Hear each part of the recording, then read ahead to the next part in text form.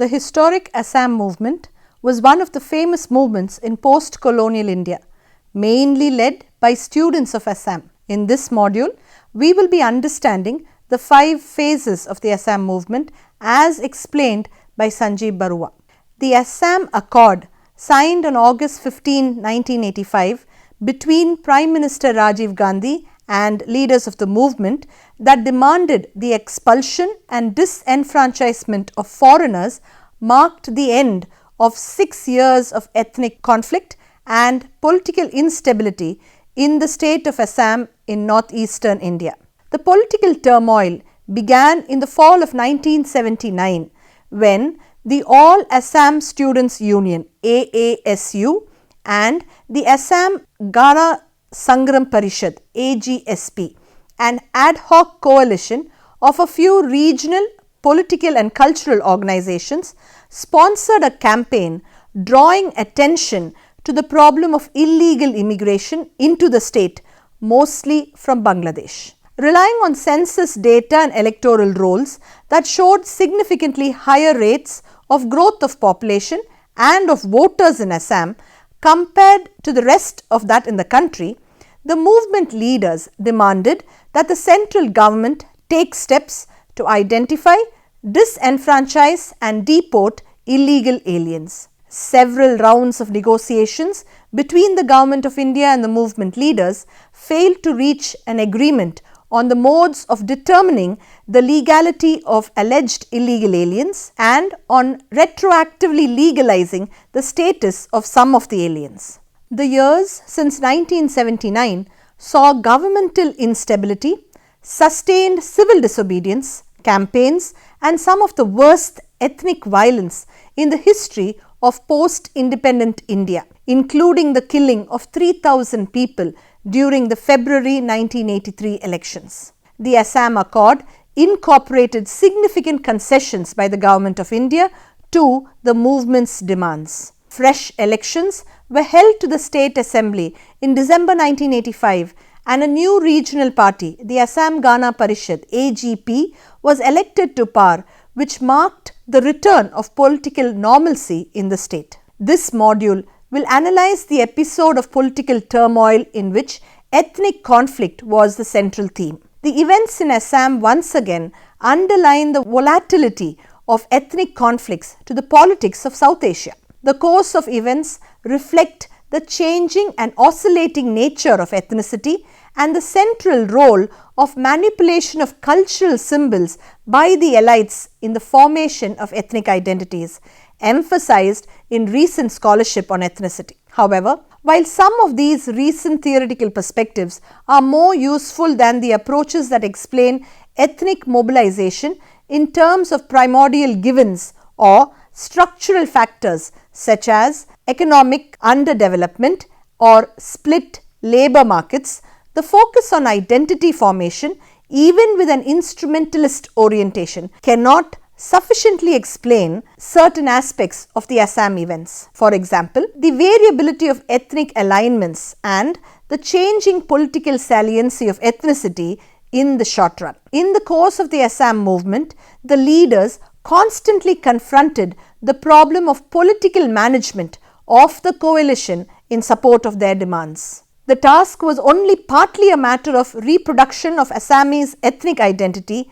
through manipulation of Assamese cultural and historical symbols. To a significant extent, it also involved downplaying the ethnic Assamese identity in order to maintain a broad coalition. Apart from Assamese cultural and historical symbols, the movement leaders drew on legal and constitutional arguments and symbols as well. Despite the presence of ethnic themes in the process of political mobilization, constitutional values significantly structured the demands of the movement. In Assam, ethnic categories cannot be viewed as primordial givens that take determinate political forms. They are better thought of as political projects, attempts at organizing particular forms of ethnic solidarity. Such attempts, of course, are not always successful.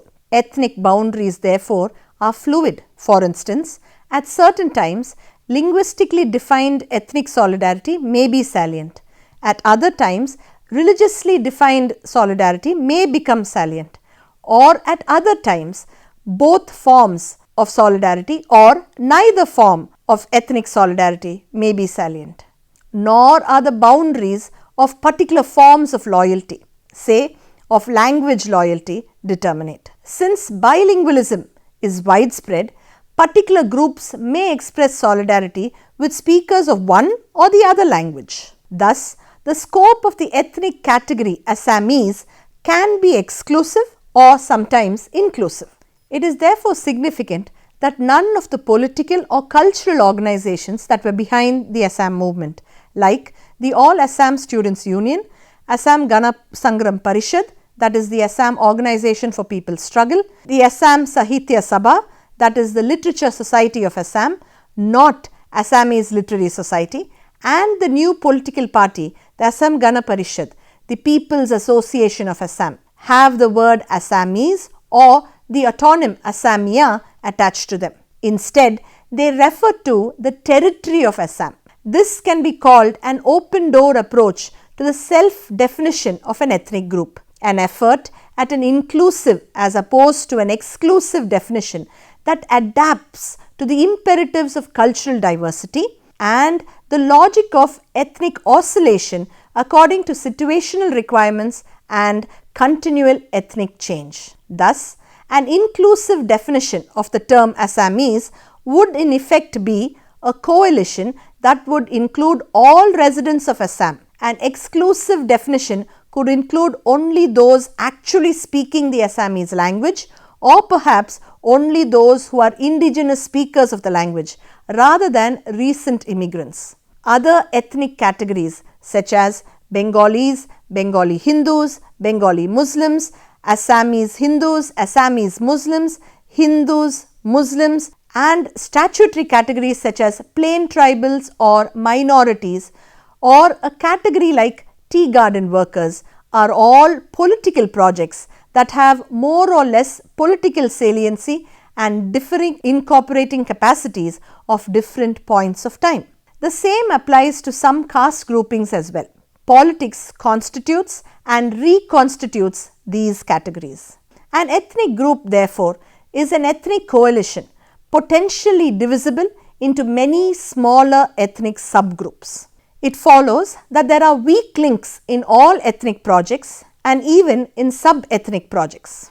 In the course of the Assam movement, strains on the Assamese ethnic coalition developed around some of these weak links. But before turning to the political turmoil of recent years, we will have a background of Assam's demographic transformation and ethnic diversity. Immigration and ethnic diversity in a frontier region. The factor underlying the political turmoil is the demographic transformation of the frontier region, which includes the present state of Assam as well as other smaller states in northeastern India. Through large-scale immigration from many parts of the subcontinent, but mostly from the land-scarce neighbouring areas of East Bengal over the past 100 years. The census figures permit some rough estimates of the number of immigrants in Assam. Myron Weiner has noticed that Assam's population grew at the same rate as the rest of India between 1901 and 1971. The population in 1971 would have been 7.6 million rather than the existing 15 million. It is likely that immigrants and their descendants account for the 7.4 million difference. However, since large-scale immigration started in the 19th century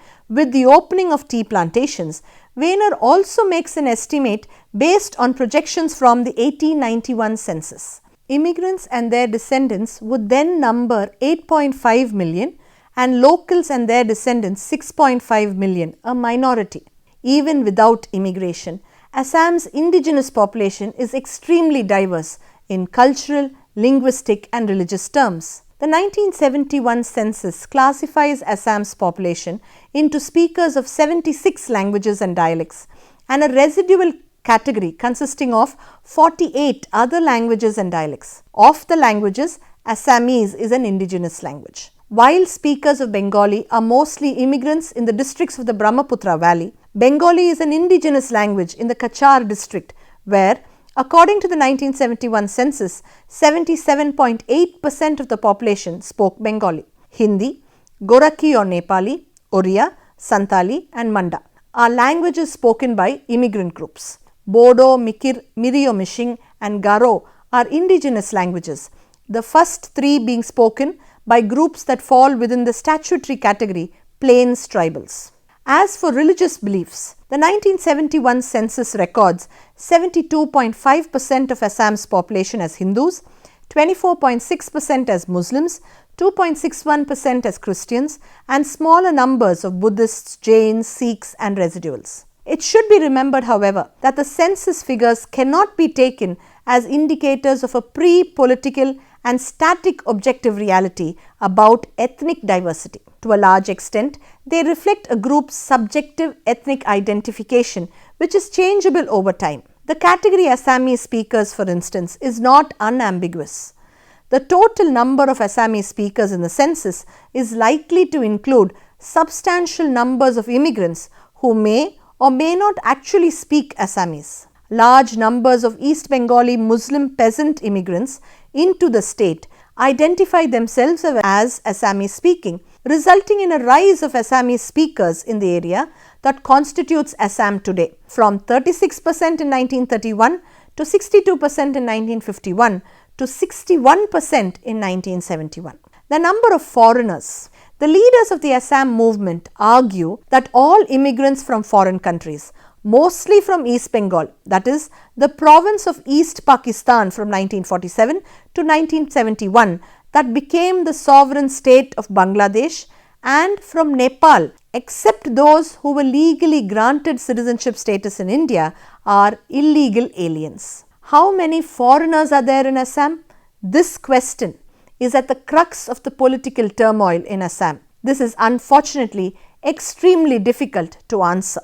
According to estimates made by organizations behind the Assam movement, the number is as high as 4.5 to 5 million or 31 to 34% of the total population of the state in 1971. The problem of estimation arises for a number of reasons.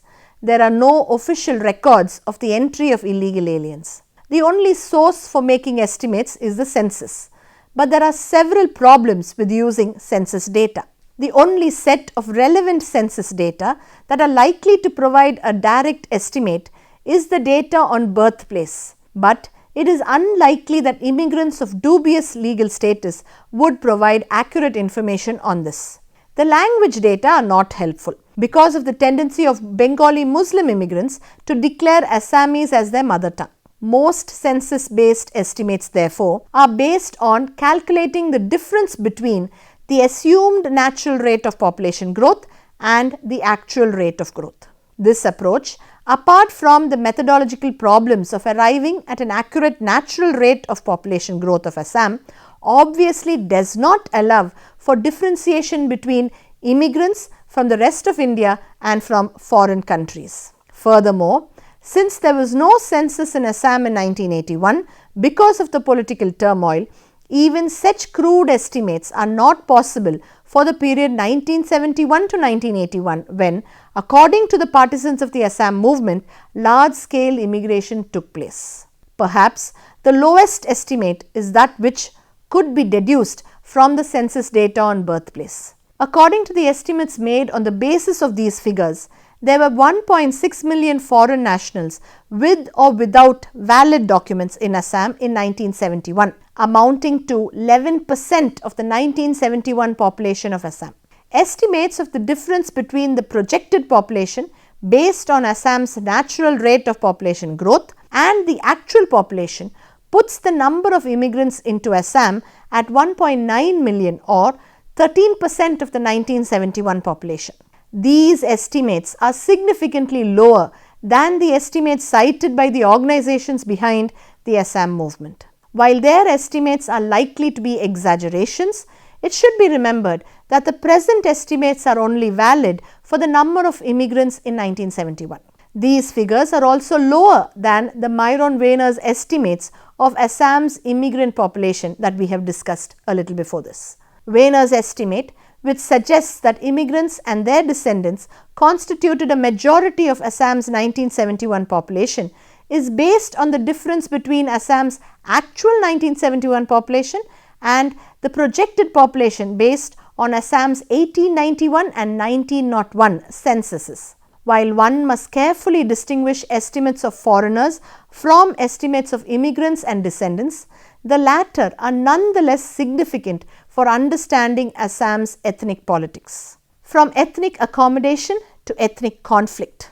The issue of immigration from East Bengal had caused political instability in the area prior to the independence and partition of India in 1947. However, between independence and the Assam movement that began in 1979, it had not been a subject of major political controversy.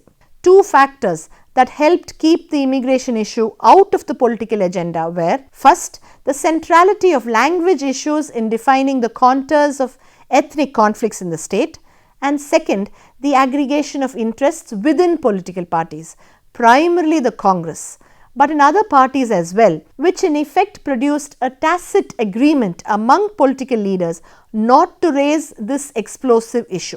Since independence, the ethnic Assamese political leadership, in response to popular campaigns, pursued cultural policies that sought to define the state as Assamese, for instance, to have Assamese as the official language of the state and as the language of instruction in the state's educational institutions. They also made claims to preferential policies in jobs. The creation of a linguistic state superimposed on Assam's ethnic diversity and demographic transformation had assuaged the fears of the ethnic Assamese. And despite the alienation of Assamese indigenous tribal population, it had managed to achieve ethnic accommodation in the residual state of Assam. The Bengali Muslim immigrants allied with the ethnic Assamese on cultural policy issues, while Bengali Hindus were among the most vociferous opponents of these policies. The immigration issue, however, had occasionally burst into the open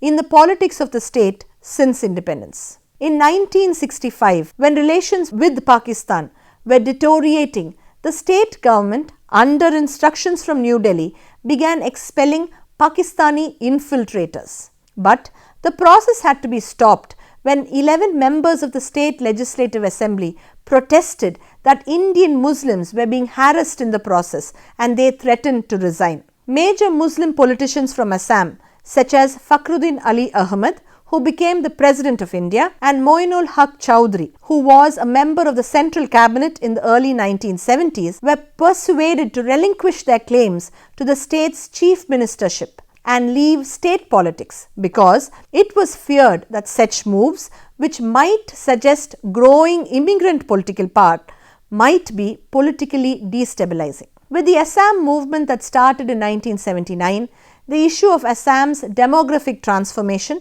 as a result of immigration returned to the state's political agenda with a vengeance. It ruptured carefully nurtured ethnic coalitions that were at the foundation of the political stability in the state, setting the stage for a prolonged period of political turmoil. The Assam movement began in 1979 after a by-election to the Mangal-Dole parliamentary constituency, which is located in an area with a heavy concentration of East Bengali immigrants. It drew public attention to a rapid expansion of the number of voters since the previous election 2 years earlier. The event followed reports of fresh, large-scale illegal immigration from Bangladesh into the state. On June 8, 1979, the All Assam Students Union sponsored a 12-hour general strike, a bandh, in the state to demand the detection, disenfranchisement and deportation of foreigners. That event turned out to be only the first of a protracted series of protest actions. On August 26, 1979, the AGSP was formed as an ad hoc coalition to coordinate a sustained statewide movement. An unprecedented mass popular upsurge followed in the forms of sit-ins, picketing in front of government offices, strikes and symbolic disobedience of the law. Between 1980 and 1982, There were 23 negotiating sessions between the movement leaders and the central government. Even though the Assam movement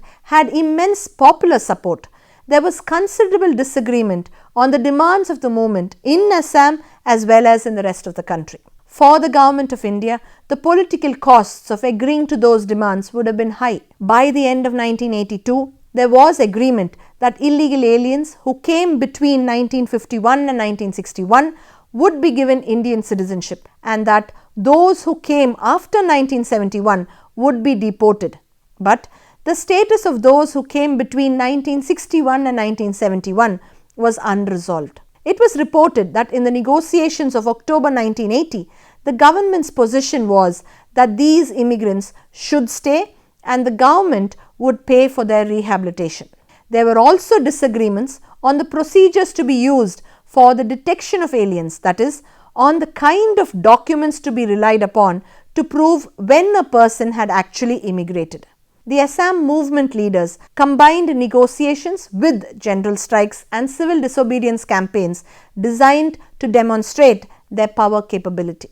The Assam movement succeeded in significantly disrupting the functioning of the governmental institutions in Assam, including the 1980 parliamentary elections and the assembly elections in 1983. The leadership of the movement declared established political parties to be irrelevant to the problems of the state, and they successfully mobilized campaigns of non-recognition of elected state governments, arguing that they were elected on the basis of invalid electoral rolls that included the names of large numbers of illegal aliens. President's rule had to be imposed intermittently as elected governments lost their majorities in the state assembly. Since negotiations appeared unlikely to produce a settlement, the Indian government sought to reassert the legitimacy of the governmental institutions and attempted to cut into the popular base of the Assam movement by seeking to wean away ethnic subgroups that constitute weak links in the Assamese ethnic coalition. These efforts, combined with the strains caused by the movement itself, repeatedly changed the ethnic alignments in the state. However, the movement remained quite strong. The political crisis was eventually resolved when the Indian government recognized the power capability of the movement and made important concessions to their demands. This once again altered the conditions of Assam's ethnic politics. It is useful to view the political developments in Assam of the past 6 years of conflict in terms of the changes in the government's strategy and their impact on ethnic alignments. 5 phases can be distinguished. 1. June 1979 to November 1980. 2. December 1980 to Jan 1983. 3. The election of February 1983. 4. March 1983 to May 1984. And 5. June 1984 to December 1985. Festival of Protest. The first phase of the Assam movement started with demonstrations and rallies with widespread participation by ethnic Assamese in support of the demands.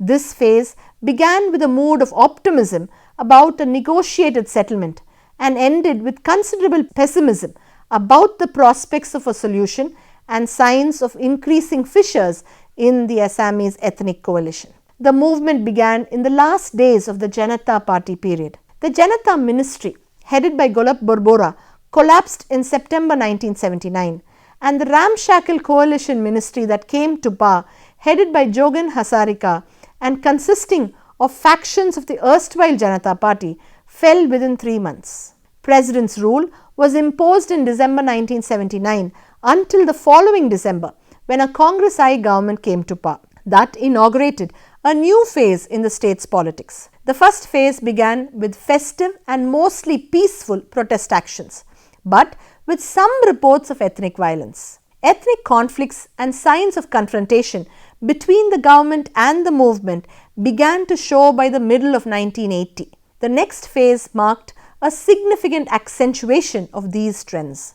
A report of an investigation committee of the Delhi-based People's Union for Civil Liberties gives a flavor of the early phase of the Assam movement. In a satyagraha, symbolic disobedience of the law, in November 1979, nearly 700,000 people in the city of Guwahati and an estimated 2 million people in the state as a whole courted arrest. The Satyagraha, says the report, is fairly simple. People walk the High Court in Guwahati or some such office in other towns, court arrest, and are released a few hours later. The entire government machinery, said the report, was party to the Satyagraha. The government of Assam, a witness told the committee, is running the movement and the AASU is running the government. In December 1979, the civil disobedience campaign was extended to an economic blockade, and movement supporters stopped the flow of crude oil and plywood from Assam to the rest of the country. Support for the movement by officials of the state government and the fact that such officials, most of whom were ethnic Assamese, were often in charge of dealing with protest actions, kept confrontation between the state and the movement to a minimum.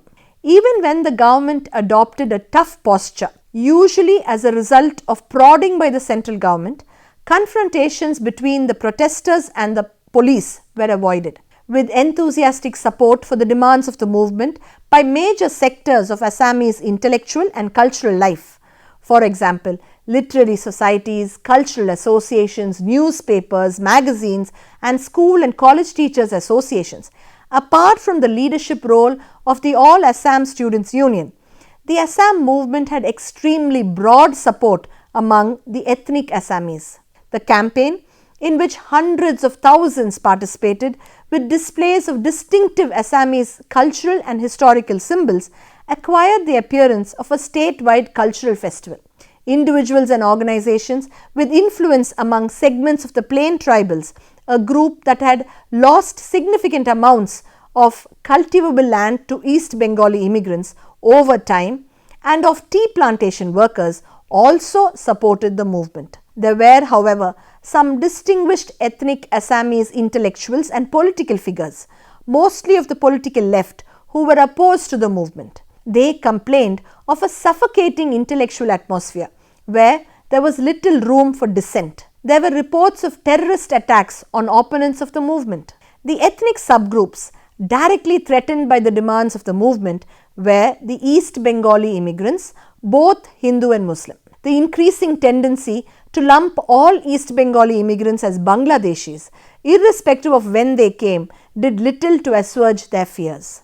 There were reports of increasing violence against East Bengali immigrants in the atmosphere created by the movement, even though the violence was condemned by the sponsors of the movement.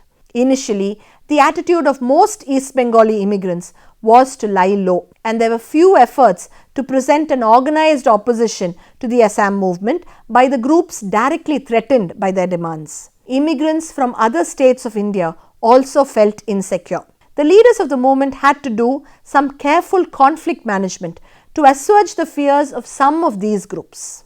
Despite the support for the movement by important organizations of tea workers, there were reports of clashes between tea workers and student picketers attempting to close down tea plantations. The AASU responded by excluding tea plantations from picketing, and the assistance of tea workers' unions was sought in order to explain to the workers that the agitation was not directed against them. The leaders of the movement called for a boycott of the parliamentary elections of December 1979 unless the government agreed to remove the names of foreigners from the rolls. Potential candidates were asked not to contest elections until the electoral rolls were revised. Picketing of candidates by movement supporters led to confrontations with the police. Owners of printing presses in Assam refused to print the electoral rolls for the election. As a result of the boycott, the election that returned Indira Gandhi to power nationally could be held only in 2 constituencies in Assam, located in the predominantly Bengali-speaking Kachar district. Elections had to be cancelled in 12 of Assam's 14 parliamentary constituencies. By May 1980, ethnic subgroups directly threatened by the demands of the movement began to form organizations to oppose these demands. In May 1980, a new organization, the All Assam Minority Students Union (AAMSU), which attempted to include both Muslim and Hindu East Bengali immigrant students, appeared on the scene to rival the AASU. While not disputing the seriousness of the problem of illegal immigration, the AAMSU demanded that all immigrants who came before 1971 be given citizenship status and that harassment against minorities be stopped. The AASU opposed the new organization, and in certain strong immigrant strongholds, strike calls on the days that AAMSU had called for protest demonstrations led to violent conflicts between the AASU and the AAMSU supporters. Apart from ethnic violence, a growing number of terrorist attacks on state officials and state property began to be reported in Assam. By September 1980, the immigrant organizations had become a third force in the negotiations on the Assam movement's demands. The government invited AAMSU leaders to Delhi for consultation during the negotiations between the government and the movement leaders. The leader of the Assam Congress I, Anwara Taimur, who was elected to the state assembly from a heavily East Bengali immigrant constituency and was seen as a representative of immigrant interests, was also in Delhi during the negotiations. As the negotiations appeared less and less likely to produce an agreement, the movement leaders intensified their protest actions. The government attempted to raise the costs of participation in the movement by using more and more coercion in dealing with protesters and by taking disciplinary action against state government officials who participated in the movement. The Assamese press that was sympathetic to the demands of the movement came under censorship. In November 1980, the Indian Army was used to break the 11-month-old oil blockade. Thank you.